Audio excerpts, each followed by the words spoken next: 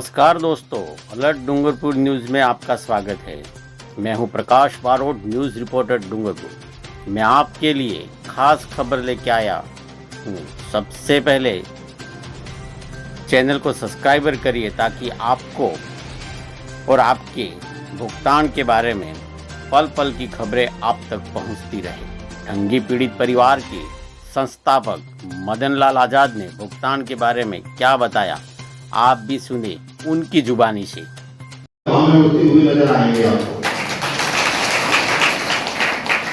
और एक और संख्या की भी बात हम एक सिरे में रखते हैं कि संख्या चलो दूसरी तरफ छोड़ दो, लेकिन एक और महत्वपूर्ण बात है, आपका सबका भुगतान इसलिए भी हो जाएगा, यदि आपका भुगतान नहीं हुआ तो देश में सत्य की, न्याय की, कानून की हत्या हो जाएगी।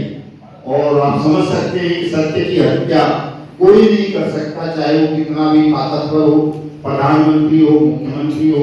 सत्य के सामने सबको नतमस्तक होना पड़ता है और सत्य की स्थापना के लिए तो स्वयं परमात्मा अवतरित हो जाते हैं। तो जिस काम की स्थापना के लिए स्वयं नारायण अवतरित हो जाते हों, उस काम को कोई बेईमान से बेईमान मुख्यमंत्री, प्रधानमंत्री या कोई ठग रोक नहीं सकता। और अगर आपका सबका भुगतान नहीं हुआ तो निश्चित रूप से सत्य की हत्या हो जाएगी, झूठ हार जाएगा, ठग जीत जाएंगे और सत्य हारेगा तो दुनिया कहां रहेगी? फिर दुनिया खत्म हो जाएगी उस दिन जिस दिन सत्य पराजित हो जाएगा असत्य से। तो इसलिए भी सब लोग बिल्कुल निश्चिंत रहेंगे, बात अपने दिमाग में, मन में, मस्तिष्क में बिल्कुल ना लाएं कि किसी का भुगतान होगा नहीं या कोई आपका पैसा लेकर हड़प लेगा। ये संभव नहीं है। एक साल पहले मुझे भी लगता था कि पता नहीं कितना लंबा लड़ना पड़ेगा, कितना लंबा संघर्ष करना पड़ेगा, कई साल तक मुझे डर डर के धक्के खाने पड़ेंगे। इतना लंबा देश है, इतना बड़ा देश है, इसको मतलब घूमने में, लोगों को एकजुट करने में मदनलाल तेरी जिंदगी निकल जाएगी पूरी। लेकिन एक साल भी नहीं हुआ साहब, और लगता है कि पूरा देश जाग पड़ा है। दिन और रात साथी मेहनत कर रहे हैं। हमारे अशोक मुदगल जी सीनियर सिटीजन हैं, हमारे राष्ट्रीय महामंत्री हैं। देखिए इस उम्र में भी दिन और रात लगे हुए।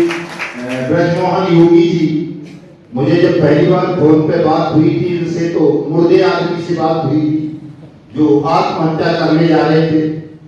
लेकिन जब मैंने इनकी पोस्ट ट्विटर पे पढ़ी, इनसे बात की कि आप आत्महत्या मत करो, हम आपके लिए लड़ेंगे। इन्होंने कहा कि नहीं साहब मैं अकेला हूं, मैं कैसे लड़ूंगा। मैंने कहा आपको आज ऐसा लग रहा है कि आप अकेले हैं, लेकिन एक दिन बहुत जल्दी वो आएगा जब पूरा राजस्थान, पूरा देश आपके साथ खड़ा होगा। मेरे सामने ही पूछ सकते हैं, आप सबके सामने हैं। तो ब्रजमोहन जैसी, योगी जी जैसी स्थितियां राजस्थान में बहुत लोगों के साथ थी।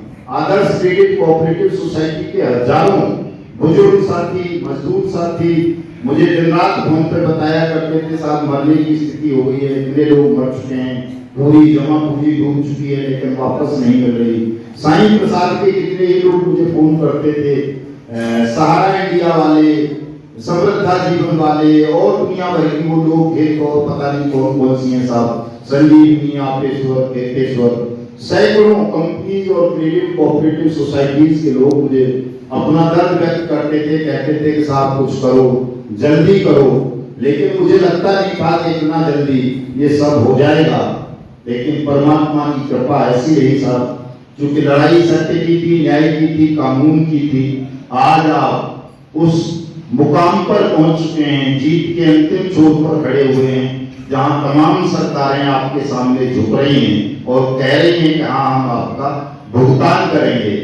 ये बात तो किसी एक ने भी नहीं कहा कि हम भुगतान नहीं करेंगे।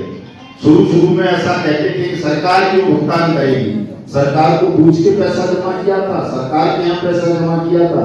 लेकिन अब तो आप देख रहे हो सरकार ने खुद ही शुरू कर दिया है। मध्य प्रदेश की सरकार खुद पैसा दे रही है, छत्तीसगढ़ की दे रही है। मोदी सरकार ने अभी सारा सीआरसी पोर्टल लॉन्च करके लोगों का भुगतान आरंभ कर दिया है। तो अभी ये तो तय हो गया कि सरकार को ही देना है पैसा, हमें किसी साईं प्रसाद के मालिक से नहीं लड़ना, किसी आदर्श के मालिक से नहीं लड़ना, किसी सहारा के मालिक से नहीं लड़ना, किसी बाइक कोट वाले से नहीं लड़ना है, किसी समृद्धा जीवन वाले से नहीं लड़ना है, किसी संजीवनी वाले से नहीं लड़ना है।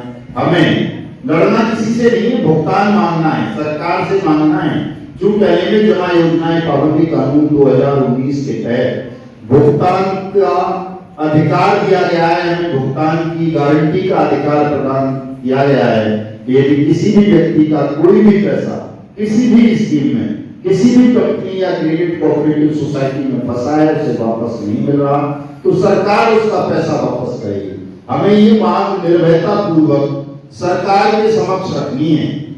और अब तो बड़ा सुनहरा अवसर है सर, चुनावी साल है, आपके राजस्थान में तो विधानसभा का चुनाव होना है, फिर देश में चुनाव होना है, लोकसभा का आम चुनाव।